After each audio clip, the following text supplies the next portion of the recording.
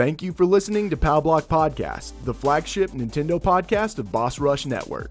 Do you need even more gaming and entertainment in your life? Head over to bossrush.net where you can find news, reviews, creators, podcasts, and more focused around the content you enjoy.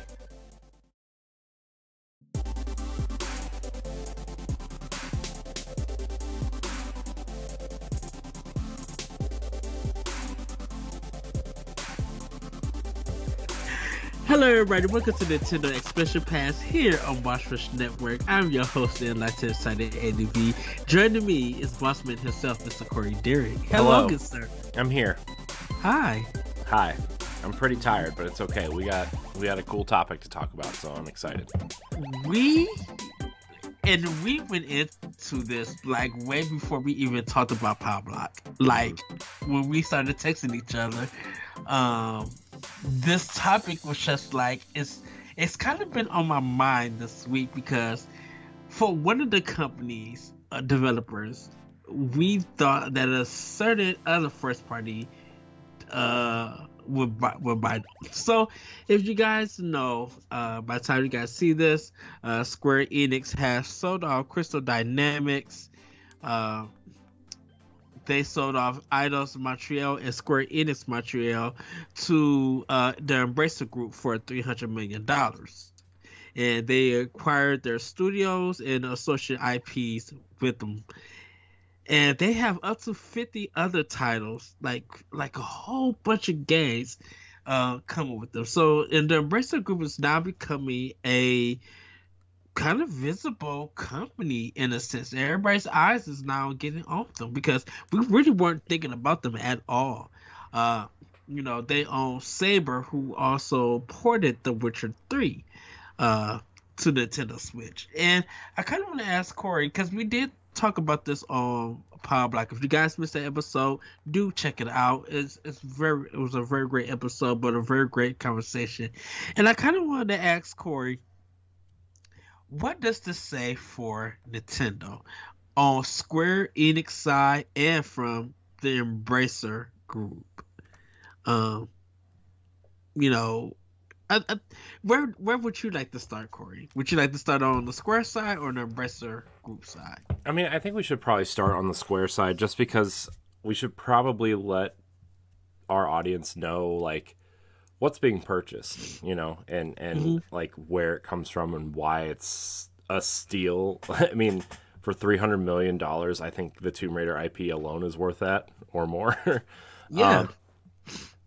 I mean, we kind of, at the beginning of the year, when this was not a Nintendo-related show, but just like an overall type show, we kind of talked about it was more of like a when than an if Square was going to sell its Western division, right? Yes. And, with the reports coming out a couple weeks ago that Avengers and Guardians of the Galaxy both combined, now, I don't know which did worse, but I can probably tell you which one did worse, lost Square Enix $200 million. They're not doing very well with Babylon's Fall, right, which is Platinum, which we talked about a couple weeks ago. Mm-hmm. They haven't shut it down or anything, but like they've just been having like this weird kind of relationship with their Western division, right? We talk about the Tomb Raider reboot selling 7 or 8 million units, and they consider that a failure, right? Where something like, what was it? Something, I think Final Fantasy 15 or something sold like 3 million units, and it was considered a success or something at the time, right? And so it's just, they've had this really weird relationship with their Western division, and it's always been kind of rough to watch. And then Crystal Dynamics goes on to make the Avengers, which was not great, right? They lost, I think they reported like $100 million loss on that initially. Yeah. And they haven't really caught up. Guardians of the Galaxy is an amazing game, and just no marketing with it, nothing. And then they turn around and, Microsoft paid a pretty penny to put it on Game Pass, and it finally found an audience, which is great, but they lost money on that. they Deus Ex hasn't sold very well, right? They've just Hitman. Remember when they had IO Interactive? They let IO buy themselves back and take the Hitman franchise, and then it became one of the biggest hits, right? And so I think Square Enix actually has a pretty clear vision of who they want to be, and this was the chain that was dragging them back, right? Was this Western Division, so to speak, right? And so they bought Eidos Montreal, they bought Square Enix Montreal, they bought Crystal Dynamics, and what was the fourth studio they bought? They bought a fourth studio. I don't remember who it is right now. But and then they also bought a catalog of IP and 50 IP, I think, which includes Tomb Raider, Deus Ex, Legacy of Kain, Gex, and what was the other one that they gave a major shout out to? Legend of K, I think, like Soul Reaper. I just said that. They've bought some pretty major IP, so pretty big steal for them. And we know Embracer Group is pretty open to letting their studios work on what they want. They don't really have high expectations.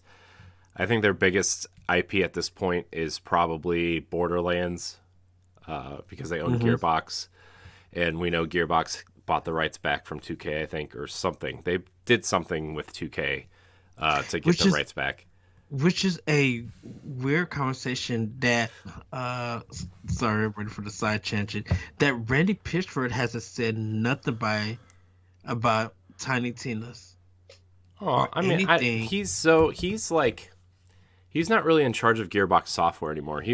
Gearbox Entertainment is like this big brand now, and they have separate verticals, right? Because they're doing the Borderlands movie, and they're doing a couple other things. And I know he just bought some Magic Palace or something, so he can do magic or whatever. I don't know. He's a weird dude, but I think that Gearbox software proper is being run by somebody else, and from what I've heard, that game is actually way better than Borderlands 3 was. Yes. And which has me intrigued. I actually kind of want to try it out at some point. But Austin just said he just beat it on PS5. So, but Square is still publishing certain games that they have second party relationships with, right? Like they're keeping Outriders was one that they mentioned. They're still going to publish that. They're still going to publish. There's something else that they were going to publish. So I'm excited for this because Embracer Group now has a pretty substantial library of IP, right? Saints Row, Red Faction, Borderlands, Kingdoms of Amalur is a big one that I like. Tomb Raider, Deus Ex, Thief was the other one that they shouted out. Legacy of Kain, and they like to put these games out wherever they can, right? Like the Switch has actually been getting a lot of Embracer Group things, whether you notice it or not, because their verticals are Deep Silver, Koch Media. What's the other vertical that they have? Pretty big publisher. Darksiders. Darksiders is another IP that they own that I really like. THQ. Yeah, THQ Nordic. Yeah, thank you.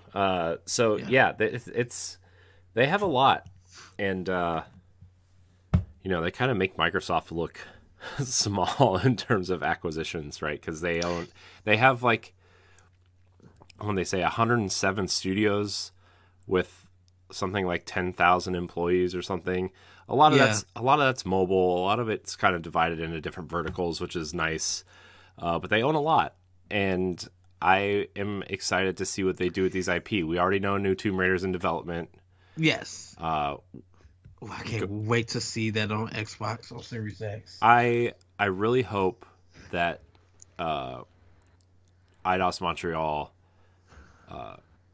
kind of talks to Marvel and said, hey, we want to make another Guardians of the Galaxy game, because I know that deal was originally made with Square.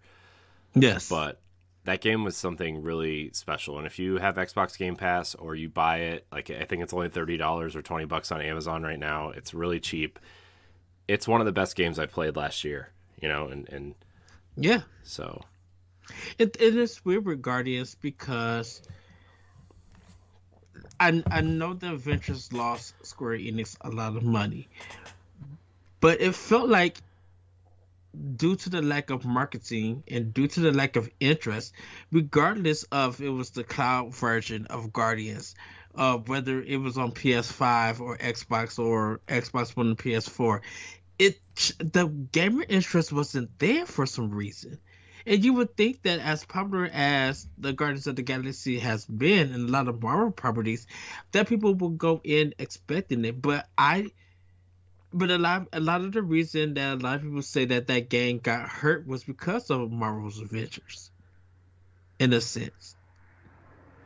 And it's just like, cause I feel like out of their Western division, Crystal Dynamics was the strongest.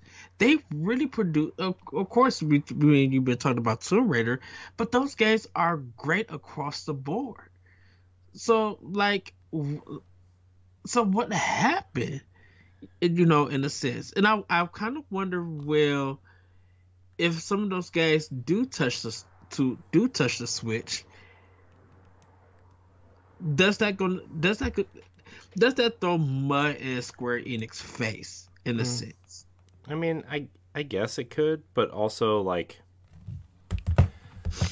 I don't know. I feel like Square is just done trying to cater to Western audiences. That's my opinion. Mm-hmm. I think they want to make RPGs. I think they want to cater to, you know, because another rumor is that now that they've offloaded their Western division, they're more appealing to purchase from Japanese companies are more like Sony. I think they're eyeing Sony to purchase them.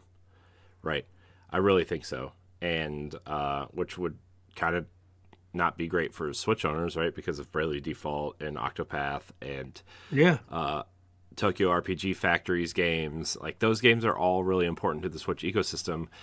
But also like Sony is letting Bungie kind of operate outside of the PlayStation ecosystem, right? So maybe they would do something similar, although maybe they'll work out a deal where like, hey, your AAA RPGs are PlayStation focused, but if you want to keep making, you know, your I Am Setsunas and your Triangle Strategies and Bravely Defaults, you can publish them on Nintendo also, right? So I don't know. There's a lot to work out there, but I think since we're kind of just talking about the Western division, I think they're better off with Embracer Group overall. Mm-hmm. Just because, which I probably want to put another thought into your mind and get your opinion about it. But go ahead. I'll wait till you're done. Oh, I was just gonna say, I think that this opens them up. It's almost like a Game Pass situation where like they will get a budget and they won't have to worry about it because Embracer Group's mobile games and other games are making them money. Yeah. You know, and they can kind of siphon them into these different verticals and give them budgets and say, hey, okay, so Tomb Raider's a major IP. Here's $250 million. Make the best AAA game you can make. You know, oh, you want to make a new Thief game? You know, here's, you know, $100 million, right? And you can go do that. I think this is good. Overall for those studios. I know some people are concerned that that Embracer Group is kind of a, you know, European centric Microsoft in a sense where they're just buying up everything that they can get a hold of and, you know, monopolizing or whatever. But I think for the Western division of Square Enix, this is good. This is a good buy. They stole these studios, dude. Oh, like, yes. $300 million is the budget of one AAA game. But that was the thing about it, because Square somehow repeated said that they lost $300 million. So them getting $300 million and cash and debt free, you know, like straight cash. It was just like, so you pretty much got your money back or your expectations or something. It felt like, if you look at it logically, just through the context of the words, that you guys just really did the exchange in a sense. You lost 300, got 300 back. You really didn't gain anything, but Embracer gained like these companies and their IPs. And so now Embracer, because what I was going to ask you, I don't know if I wanted to say this to the end, but what if Embracer buys WB Games?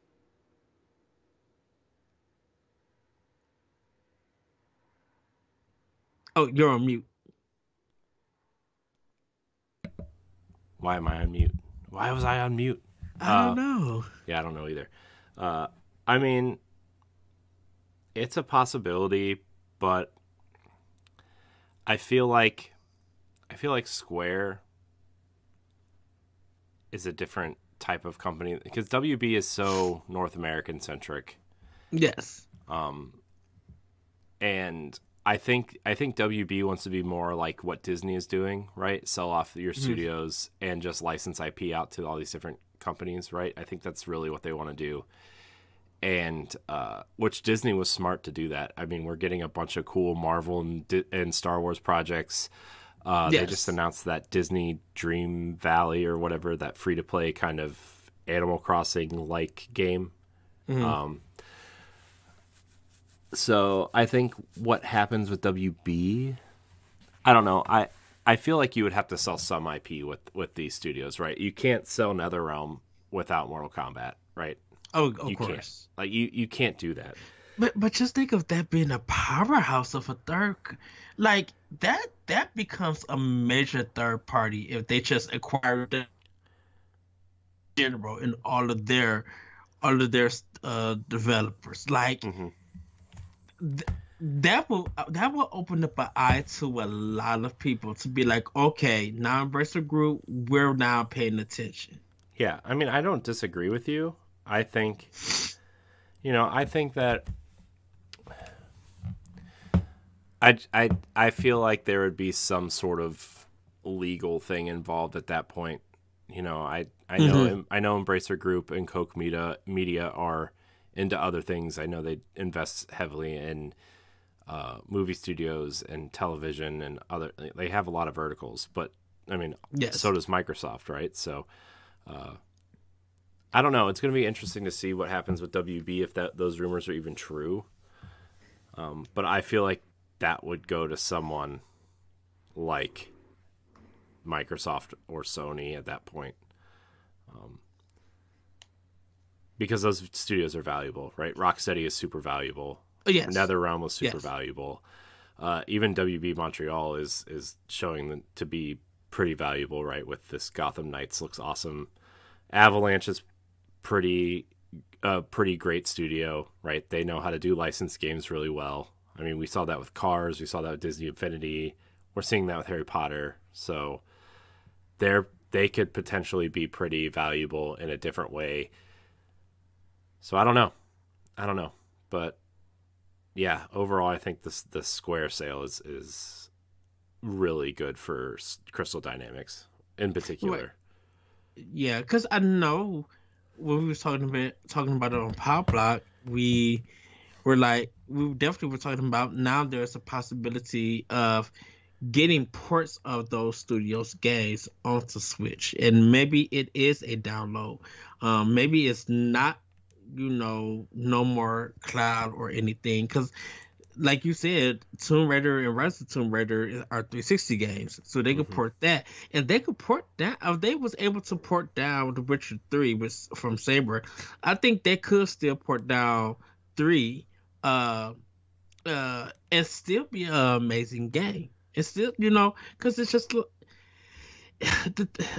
I'm excited for this, and the reason why I'm excited for this, for Nintendo itself, is because now there is a chance that those third-party games are going to get support, and the marketing for that support is going to be given also to those studios, because people will pay attention. People will be like, you know what, I'm interested to see how it runs, and every time people say they're interested to see how stuff runs, that means good sales for those companies, along with Nintendo. They did it with MLB. Not necessarily. I mean, there's been games where people are like, oh, I want to see how it runs. Oh, it runs decently. Well, it doesn't even hit 1 million, right? And so people are like, oh, well, okay, well, at least they tried. you know, and that's Right. where like I think Embracer Group is going to try to port some older games, right, for sure, to the Yes. Switch. I have no doubt about that. Like I think one or even both of the Deus Ex games will come. I think at least the first two Tomb Raiders might make it over, or even like the trilogy before, right? Like Legend, Anniversary, and Underworld. Yes. I could see those. I could see them kind of doing like a Legacy of Kain remastered type thing, because they like to remaster those games and put them out. Right. We saw that with Saints Row and Red Faction. Yes.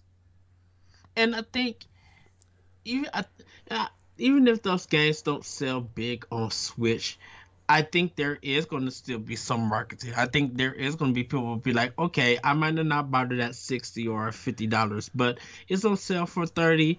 They offer me some good coins if I buy it through the eShop. Fine. Or Best Buy or Target, they got a good sale. I'm gonna snag these up because I think what will probably happen is that people are going to snag these games if there are actual physical copies on the cartridge, not a physical box with a code inside. I think my the Embracer Group and their developers are going to pay attention to be like, oh, you guys are supporting these games. It may bring questions to be like, where happened to the support on the other consoles? Why are you guys supporting it on here? But they may not even say nothing. They may just actually literally celebrate that, hey, our game sold maybe 500,000 copies on Switch or 20,000 copies. I think that's kind of what I'm getting at. It's like their expectations are way lower. You know, yes. Not that they're not unfair, right? I mean, I'm sure they'd be thrilled if like Tomb Raider came out and sold 10 million copies, and you know, the Tomb Raider 4 or whatever they're calling this next one, right? They wanted to come out and sell 10, 12 million copies. They'd be thrilled, right? But like, yes, these remasters and stuff, I can't imagine that Red Faction Guerrilla, the remaster, sold more than like 2 million copies across all platforms, right? Like that game is, I know people like older games and I know they like to see them when they're remastered, but like, come on, you know, Kingdoms of Amalur, I bet that game didn't even sell 1 million units when it got remastered, you know, come on. Right. So we'll see, but I'm kind of thinking about Embracer's lineup. They have a great mix of IP right now. Yes. You know, a lot of big IP. Borderlands and Tomb Raider are probably their biggest IP now, I would say, right? I would. That's probably easy to say. Yeah. And then, you know, Darksiders, I think, is one that is just, I wish they would do something more with that. I know Darksiders 3 was like pretty mediocre. I enjoyed what I played, but I know that it wasn't like a great game or anything. I wish they would do more with Darksiders, because I think if they, I don't know, I feel like that game would be really cool if they put like a big budget behind it. Yeah, because like that Darksider Genesis didn't really. It was interesting, and that's all I could leave it right there. I do appreciate that each game tries to do something different. Yes. But I also think that really hurts the series. Because people don't know what to expect going into the next one, you know? Right. The story's kind of confusing at this time, because it's like... Well, they all take place at the same time, except for Genesis. Genesis is a prequel, but then, like, 2 and 3 take place literally during 1. And it's like, well, this is what, like, 1 kind of bookends 2 and 3, right? Like, the beginning of 1, and then the second half of 1 bookend what, because, you know, War kind of gets captured or imprisoned, right? Yeah. And then 2 and 3 are about what happens while War is imprisoned. And then the end of 1 is about him kind of becoming unimprisoned or whatever. I kind of forget the story, but, you know, that's how it kind of goes. And it's like, well, it's a neat concept. It's a neat idea, but, like, I kind of want, like, a big AAA budget reboot of Darksiders, to be honest. Make it like a huge action RPG almost. Yeah. Maybe I just have action RPG on the mind because I've been playing a lot of Assassin's Creed Odyssey. That's just me. Well, I think for the Square side, definitely with Nintendo, you know, we got Chrono Cross, we got Live Alive, we got um Dragon Quest 2D HD, and I guess some of their smaller, you know, like Triangle Strategy and Octopath Traveler, like these new IPs and some of their smaller games, like I Am Setsuna, Oninaki, and stuff hitting Switch, that you know. I'm not saying it's their bread and butter, but it's been doing great for Square, and it's been doing great for Nintendo and the role playing community. Uh, and it's I think it's to me it feels like they don't put no pressure, or they don't put no expectancy on those games. Where it felt like with the West developed games that there was always some kind of expectancy to it. I'm like, but why? It kind of felt unbalanced in a sense, you know, because there was none for Kingdom Hearts 3, there was none for Final Fantasy 15, um, there was none for Final Fantasy 7 remake, and it's kind of weird. Just like, why is the West developed games has this high expectancy and their not their like major games or interesting RPG games.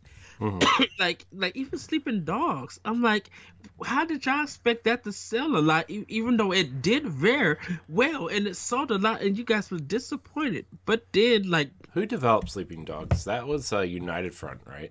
yes, And then they closed after that. yes. But Embracer Group now it owns Sleeping Dogs. I mean, that's another IP that they could totally utilize, right? I mean, And everybody wants it because Sleeping Dogs was so good. Ooh, please let them bring Sleeping Dogs to Switch. I will buy it in a heartbeat. I'm not as hot on Sleeping Dogs as a lot of other people are. Do you know what? I think I'm hot on it because it's a better open world than a certain other game, and it's a better story. Like I think the story was really great in that game. Oh, go ahead. I'm sorry. Oh no, I didn't. I wasn't saying anything. I was just kind of. I'm looking at these cool new skins in Fortnite I just bought because I'm apparently going to start playing Fortnite now because they have cool skins. Oh. So, well, I bought the Gears ones. I bought the Master Chief one. I bought the Scarlet Witch one, and I bought the Rey one from Star Wars. So, whoops. I know they're gonna be like, Corey, you're supposed to be podcasting. I know. Like, no, I'm sorry. The skins just look really cool. So side tangent about Fortnite. I don't really care to play the game, but I really appreciate their ability to take all these different IP, right? These and make them kind of look like they fit in the same universe, right? It's kind of like Disney Infinity for bigger kids, I guess. Yes. I was gonna say for adults, but it's for children. But yeah, I really like the designs of the characters, and I'm like, man, like I wish I was good at the game because it's a good thing I'm not into this game because I would be so poor, especially with like the Marvel stuff and the Star Wars stuff. Like, man. Anyways. It's the Battle Royale Smash? I mean, kind of. It is kind of. I mean, to be fair.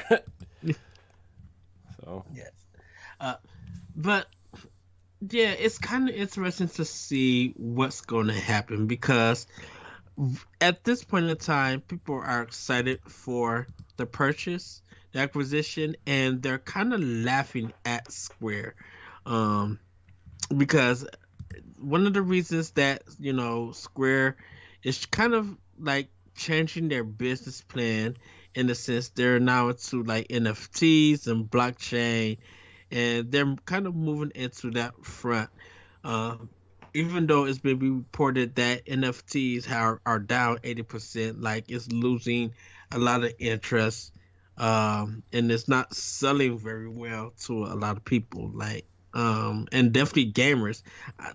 I don't know who has bought an NFT or anything, but Mm-hmm. it's like people are celebrating that. Hopefully, this thing comes to a death in a sense. Mm-hmm. And to see Square wanted to move into that, because even Sega wanted to move into that, and they backed away from it. Konami, I guess, did something and they got ridiculed for that, but Konami is still, into that.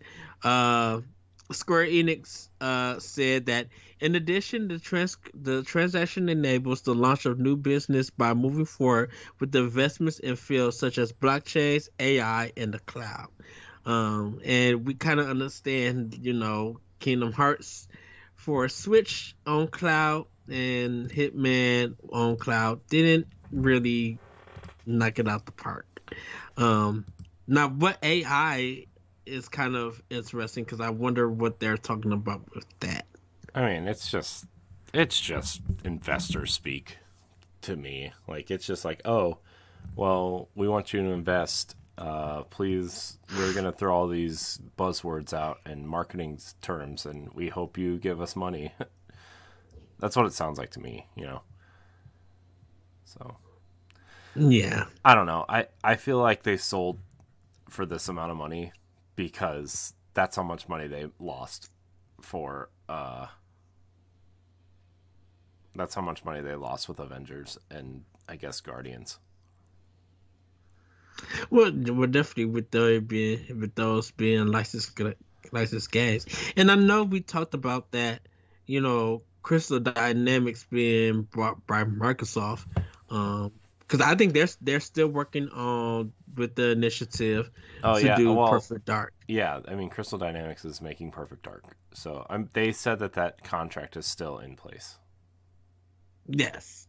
So. I really wonder. So I'm assuming next year we'll probably see that game. Yeah. Like for release wise, and then we'll probably see Unreal Engine 5 for Tomb Raider, and hopefully the Embracer Group really have their companies do some kind of new IP or something for Nintendo Switch, because the system is still selling and people are still having interest in games coming to that platform. What do you think, Corey? I mean, I really don't know what to think, to be honest. I have too many thoughts on like Square and Embracer and these companies and all this, I mean, well, I think the biggest, I think if we talk about news at the end of the year, what's been the biggest news is all going to be about acquisitions. Yeah. Yeah. I mean, the acquisitions are like the big. That is the big news because it's weird because I'm not an economist. I don't really know how money works, but apparently, from what I've heard, money. I don't know how this works because I'm dumb, right? But apparently, money is cheaper right now than it ever has been. So it's good to spend the money now because it's gonna make your whatever you purchase more valuable when the market goes back up. Mm-hmm. So everybody's trying to buy everything they can before the market goes back up, right? And I think that's why we're seeing all these acquisitions. Yeah, I actually was reading that Nintendo is now making or is up to $1.8 billion in revenue just on mobile games, and most of that came from Fire Emblem Heroes. Yeah. So if Nintendo is making tons of money, they're holding on kind of to almost every dollar that they can. Until it's time for them, they feel like they need to invest in buying a company or something like that. Mm-hmm. Yeah. Because I think when we talk about these acquisitions and everything, it's going to be like what is going to we we're gonna all want to see what the product is, and for right now, for a lot of this, we probably won't see nothing until next year or 2 years from now. Because what happens when the Western Division being gone for Square Enix, how is Square Enix going to look with just only all of these Japanese games on these platforms? After Forspoken comes out. How it's going to look when Final Fantasy 16 finally comes out. Of course they have Final Fantasy 14 making the money, but how is Square going to look after everything? After all, just their big Eastern games come out, because are they going to be still using Unreal Engine 5, or are they going to be switching their whole games to their own Luminous engine? Well, I think they're moving most of their games to Unreal. I think that seems to be the consensus, right? Forspoken's on Unreal, Final Fantasy 16's on Unreal. I don't know any game that is running on Luminous engine anymore, except for maybe Final Fantasy 14. I thought Spoken was. Hold on, let me check. I thought originally it was, but then. Or did they switch it? Maybe it was. I know Kingdom Hearts. Kingdom Hearts 3 was switched to Unreal Engine 5. You're right. Forspoken is on Luminous. I must have been thinking about Kingdom Hearts, because I know Kingdom Hearts 3 and 4 are running on Unreal. Yes. Yeah, because they did switch it to Unreal Engine 5. Unreal Engine 4 for Kingdom Hearts 3. And now they're doing it for 5. I tried to mute myself and I wouldn't mute, so I had to hold it in. Because now I wonder, Final Fantasy 7 Remake 2, I wonder if that's going to be on Unreal.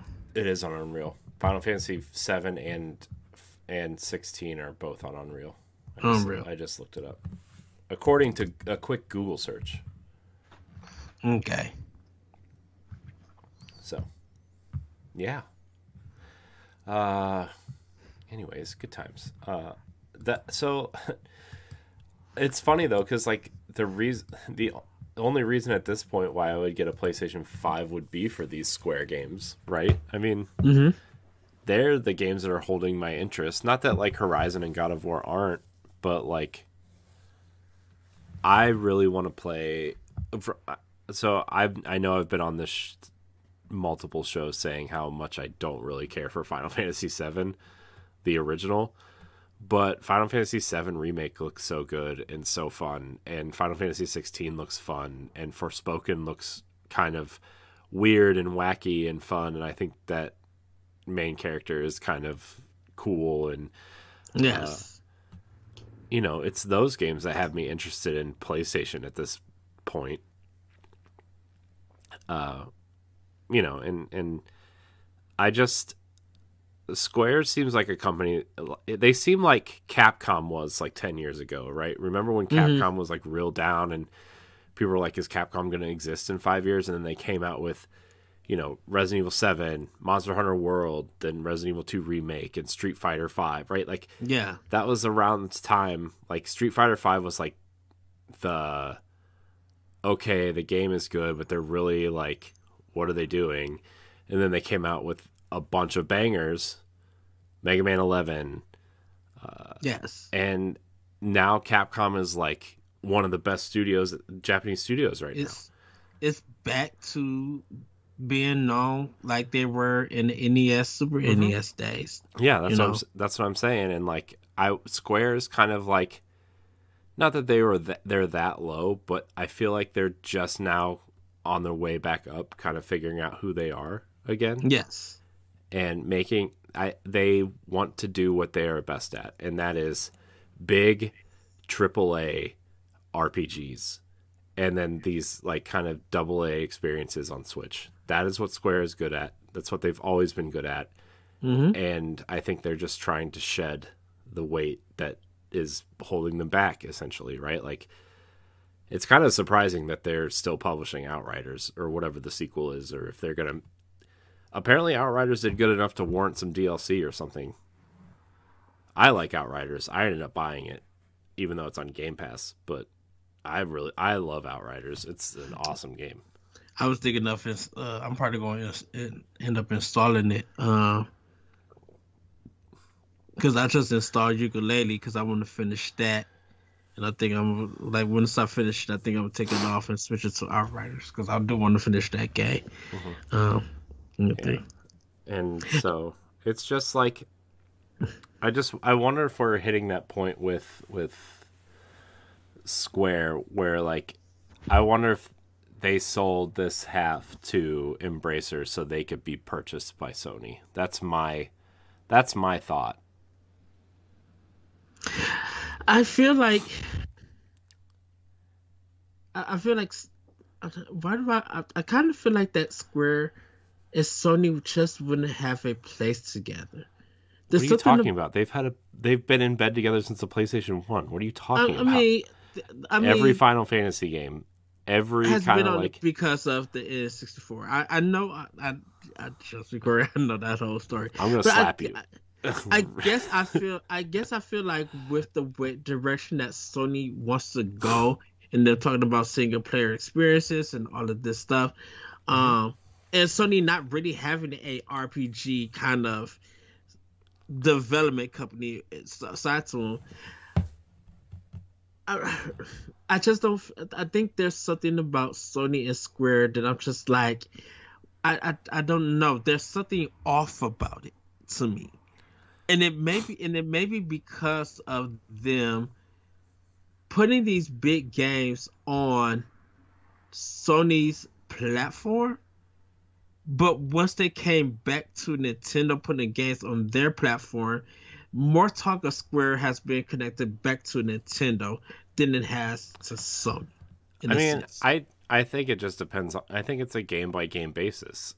I think Final Fantasy VII and Kingdom Hearts and Forspoken are all in the mindsets of people who primarily play on PlayStation and Xbox, because it's in the PlayStation conversation because they're getting those games, and it's in the Xbox conversation because they're wondering when the timed exclusivity is going to be up, you know? Yeah, but then go ahead. Well, to my point was like Nintendo fans are excited because they're getting those classic Square kind of RPGs, right? With Octopath and this not Final Fantasy Tactics game that I always forget the name of, and Dragon Quest is a big deal for Nintendo, right? Like that's kind of seems to where Dragon Quest found a home is Nintendo primarily.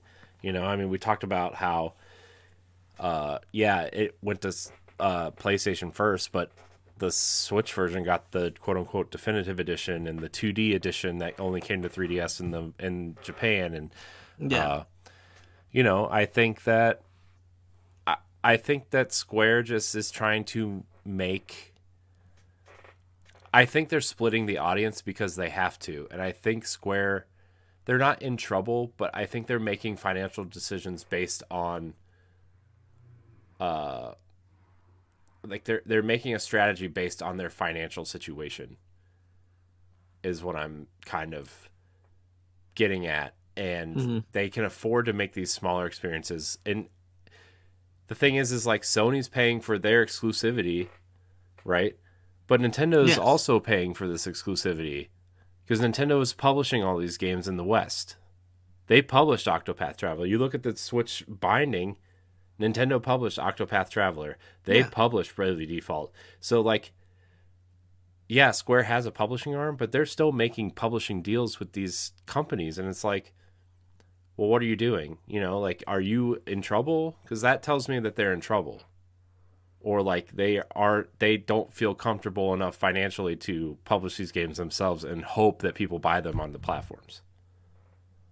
Right, because like Final Fantasy VII Remake, that was all Square. I think Sony just got the exclusive. Yeah, they paid for that though.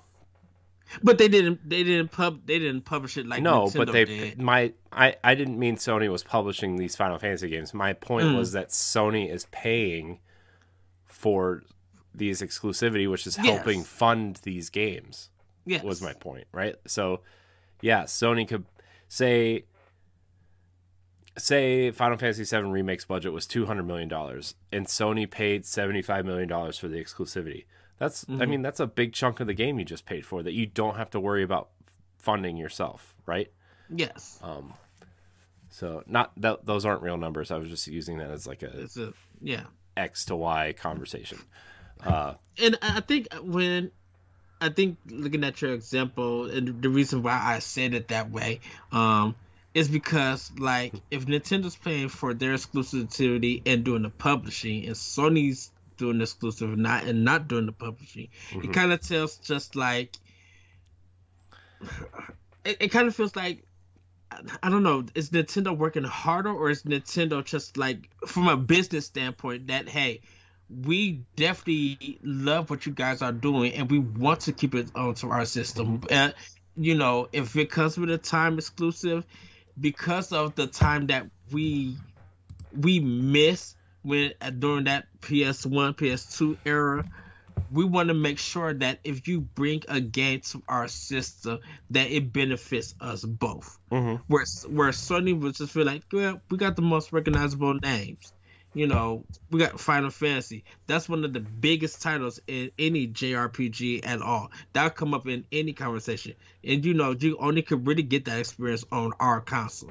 Nintendo, you lost that after the N64 era. Yeah, well, I mean, I think Nintendo's been fighting for a good relationship with Square ever since then, and like, I feel like, yeah, we got a couple titles on the GameCube and the Wii, right? We really didn't get anything on the Wii U from Square. A lot of that was on the 3DS, and so I think Nintendo has been slowly rebuilding that relationship, and obviously we've had leadership changes a couple times since then, and you know, it's been better, but also like I think Nintendo platforms are just better for these types of games, as opposed to people who own a PlayStation 5 want to see the power of that console, and this is where your AAA games are going to live. And I think aside from these companies paying for that exclusivity or timed exclusivity or whatever, Square's making these decisions, and you know, if we make smaller games and sell X amount, it's technically more profitable than if we sold X amount of this AAA title. And you know, people like these smaller experiences on handheld or mobile device, so we're going to make these for Switch so we can fund these bigger projects for this bigger console. You know what I mean? Yeah, me and Austin kind of had this talk about that, in a sense. I'm not saying with selling the small games in front of the big games. I was kind of talking to him, just be like, I always wonder when it with not to Series X or PlayStation 5, but I wonder is this big experience that they, and these big stories that they want to tell, and all of this funding, is this going more into the cutscenes, or is this really going into the gameplay ideas? Compared to where it feels like when the smarter games come out for Nintendo, you know, it's more of the gameplay and sometimes just creative moments and the dialogue with the stories and stuff. You know, it's kind of, it feels so weird with Square and some of the other third party that it's just like these big consoles, they're good for flashy cutscenes and cinematics, but nothing else when it comes to the gameplay. But with Nintendo, it is like kind of like gameplay and story, you know. And if we do see a cool cutscene cinematic, we'll point it out and talk about that. You know, it's kind of like a more of a combination on Nintendo than the other platforms.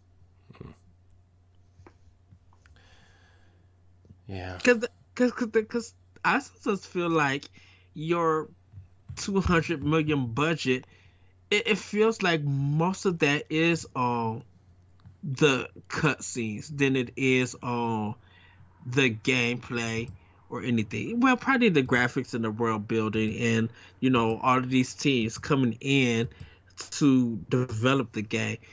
But I think that's why when I see stuff like a trailer for E3 or a trailer for this big game or state of play or whatever, that I'm like, when I see more cutscene stuff, I feel like this is where most of your budget went than it is to the actual what I'm going to be experienced when I'm actually playing your game. Because I could say the same thing for Xenoblade Chronicles 3, but they at least kind of made a balance of, okay, our game may be $60 million in budget, but you see the animation, you see the voice acting and stuff, but here is the gameplay reveal. So we kind of balance everything. Yeah. Yeah, I mean, I agree, but I don't know where to go from here. I think that I feel like I'm talking in circles again at this point. But Square, I think Square's looking to be purchased. They're not going to come out and say it.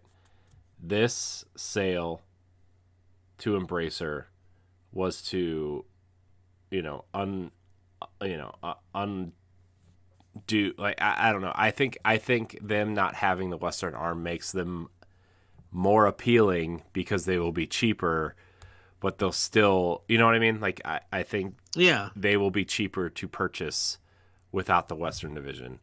And they sold them for this amount of money because it's the amount of money that they lost on Avengers and Guardians and the Marvel deal, and this is how they make it up. And now they're quote unquote profitable with these games because they sold the studios, and that makes them look good. It puts them back in the black. They no longer have to pay salaries and insurance and all these other things for these companies, and so that takes a lot of money off their books too, and it makes them more appealing to purchase. And I will say, if Sony does buy them, Sony is bringing that money. They're not playing around. They're not going to be like, oh, no, it's going to be a Bungie deal. It's going to be billions, right? I mean, it's going to be billions. Final Fantasy and Dragon Quest alone are worth that. I'm thinking 45 billion. No, it's not going to be that much. It's going to be Square Enix. It's going to be about like Bethesda. I think it's going to be about 6 or 7. I would be shocked if it's because it's going to be like a Bethesda deal. I think Square's not that big of a company. But with all that IP though, that's the thing. They don't have a lot of. I mean, they do have a lot of IP, but I mean, in terms of like valuable IP, they really only have like Final Fantasy and Dragon Quest. Like those are I mean, when you think of Square Enix, you think of Dragon Quest and Final Fantasy. You don't really think of anything else. Well, Chrono Trigger, but they haven't did nothing really with that. Yeah, but that was like 30 years ago. Nobody. Oh yeah. You know what I mean? Like a series that's been a continuation throughout the video game consoles. Yeah. Definitely will be Final Fantasy and Dragon Quest. Yeah. Nier is another game that they own. Oh yeah. I'm just looking at a list of their IP. Valkyrie Profile, I guess. Yeah, because that started on Sony's console. Yeah. I think PlayStation 1 started on. Star Ocean. Star Ocean is very. I'm just looking. So, oh yeah, Kingdom Hearts. Duh. Yeah. I mean, they have valuable IP, but like, I mean, I named off 5. Like Bethesda has Doom, Wolfenstein, Fallout, Elder Scrolls, and what? Right. So to me, this is equivalent to the Bethesda deal if they were to be purchased. But I just thought 45 billion is because of Dragon Quest and Final Fantasy being a higher tier definitely when it comes to Japan itself. I would be shocked. That's why I feel like the $8 or $10 billion. I think that just feels low Oh. for some reason, and I think it's Yeah, just but they because just of they just sold like 3 of their biggest studios for I $300 million. know. That's my thing. Is like, okay, I get why they did it that low, but Uh, also like, I Final Fantasy and Dragon Quest are big, no doubt, but yes, and Kingdom Hearts huge, right? yes. But Square's not a big studio. Like Bungie is bigger than Square Enix. Which I would be shocked because I thought Squaresoft and Enix, because they used to be big companies coming together will form a bigger company. Uh, but that's early 2000 when they merged together. So, okay, so Square Enix is about a third the size of Ubisoft. In Japan, they have about 5,000 employees. Okay. Okay. I really thought it was bigger for some reason. I mean that's a really big number. Don't get me wrong. Yeah. Yeah. And Bungie has about 8 million, and they sold for 3.6 billion, not million, billion. So this I'm telling you, it's going to be between $6 and $8 billion for Square. Roughly about what they're worth, I think. I would be shocked if it's that if Sony if they agree to that. okay. That also because Sony doesn't have that much money on hand. Right? They had to take out a loan to purchase Bungie. Which is a shock because I'm just like, hold on, wait a minute. You guys sold all of those PS4s. What happened to that money? Yeah, but they only made they didn't even make $10 per console for the first year or two. Oh yes, they all took a loss. Yes, and plus that PS4 was the only thing holding Sony up because they weren't in the black in a while. Because they own Sony as a whole, the whole company is only worth $135 billion in net worth. So they're not going to spend half of their net worth on a video game company. They're just not. They're not. Because they have too many other divisions, right? They have their movie division. They have their music division. Music, TV, TV shows, TV units, like their electronics stuff. Yeah. Like, they have too many verticals to be spending that kind of money on Square. It's going to be less than 10 million, I'm telling you. 10 billion, sorry. That's so shocking because Square Enix is kind of like... It may just be me, but I feel like Square Enix is kind of like the biggest third-party company in Japan. I mean... So that's why I was just... I think that's why I was thinking of that I would argue Bandai Namco is bigger than them. Oh, yeah, now they are. Because Namco... before Bandai bought them, were Namco was producing a lot of games, licensed games, and great original games. But I kind of felt like, their bread and butter was Tekken and Soul Calibur because in not Virtual Cop. I lied. Square is about 6 times bigger than Bandai Namco in terms of employee count. There's only 710 employees that work for Bandai Namco. What? Whoops. How are they making all of these games? I mean, a lot of their stuff is outsourced, right? And you think of the Smash team, you think of Super Smash Brothers, that team's only about 70 people. Plus Nintendo is helping, Yes. And all of the Dark Souls and games are made from FromSoft, which isn't part of Bandai Namco. Right. So because they just only published the game. And you have companies like Hamster and stuff working on the arcade games, so those are all outsourced. So I mean, what do you have 710 employees for? All the anime Shonen Jump stuff? Yeah, but I really thought that Bandai Namco would be big, but because Bandai was more of an anime and like TV and film kind of company, because definitely, they have Power Rangers and, like you said, Shonen Jump. Like they got all of that stuff. You would think that with them merging with Namco, they would be in maybe 1,500. Like they would grow the business and stuff. Yeah, but I mean, if Um, you're running efficiently and you put out what you have, it's not like you don't need to grow. You just need to grow financially. You don't need to grow in terms of mhm. personnel if they're working well.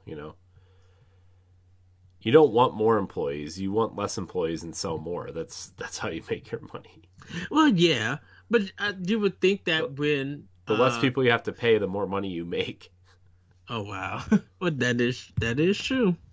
Can't deny it. I just thought that with the merge of Bandai with Namco, that they would be bigger. Nope. Because Sorry. Koei Tecmo is probably not even that big neither. Then, I mean, I doubt it. because What Tecmo Omega wasn't. Force is probably their biggest studio, right? I think so. Yeah, because Tecmo wasn't that big. They weren't even that big in the 80s and 90s when Ninja Gaiden was out and Tecmo Bowl was out. Like they were putting out great games, but they weren't a big company Hmm. and stuff. And I think they didn't even get. I think they probably, if they did get big, it probably wasn't to the PS2 era, or maybe Dead or Alive era. Koei Tecmo has almost 2,000 employees. Oh dang. So, wrong again, Ed. Sorry. Well, that's why I said Anyways. I thought they would have. I thought they would have less because Tecmo was, like I said, back in the 80s and 90s. Tecmo was small. Oh, I know. You know. Every company was small back then. Oh yeah, So, but you wouldn't. But you wouldn't think that now they would have a number like that. Because like, how was Koei Tecmo? I don't know. bigger We're than way Namco? off topic though. So, This is Special Pass, so we're not really on topic. I know. So, but like I said, I am happy for this acquisition. I hope they do bring games to Switch. I'm excited to see what goes forth. I think we're going to be paying attention to the Embracer group, and hey, maybe we see some of their games in the Nintendo Direct. I think you should be paying attention to Embracer Group anyway. I mean, they've Yeah. been around for a while. I think if you aren't paying attention now, you should be. And if you have, I think they're going to surprise some people in the coming years. So, Yeah, I agree. With this acquisition of their Square Enix Western development, yeah, they now become on our radar here. But everybody, that's gonna be it for Nintendo Expansion Pass. We want to hear what you guys think. Like, what are your thoughts about the acquisition? What are your thoughts about Square Enix? Thoughts about Embracer Group? What games would you love to see them port or even bring to Nintendo Switch? We really want to hear that. And also, everybody, if you're not a producer of our show, you really can become one. Corey, how do they become a producer? it's been a long day. So yeah, remember you can get all of our content free. It's all free. But if you want early access to Expansion Pass as well as the Boss Rush podcast, After Dark, and Standard Definition, you can head on over to patreon.com/Boss Rush Network, and you can get all that for $1. But if you want to be a Patreon producer, you can hit that $5 tier, and you would get your name shouted out on this here podcast. So, without further ado, our $5 producer tier patrons are as follows: Quentin Jackson, Rebecca Jewell, Adriel Munger, and my wife, Sana Zurich. So, I want to thank all of our patrons. We really appreciate you. We appreciate all of our listeners. Remember, again, all of our content is free, but if you want some of it early and just, a perk here or there, you can head on over to Patreon. Yes. Corey, where can we find you? Oh, yeah. You can find me at I am Corey HD on Twitter and Instagram. You can find me hosting the Boss Rush podcast. You can find me on Nintendo Power Block, obviously, and Standard Definition. So, yeah. Go team. Yes. You can find me at that Retro Code on Twitter and on Instagram. You can find me hosting the Nintendo Power Block on Nintendo Expansion Pass and other podcasts. You guys can find me on the internet about. With that, everybody, have a great week, have a great weekend, and we'll see you next time on Nintendo Expansion Pass. Bye, everybody. Goodbye.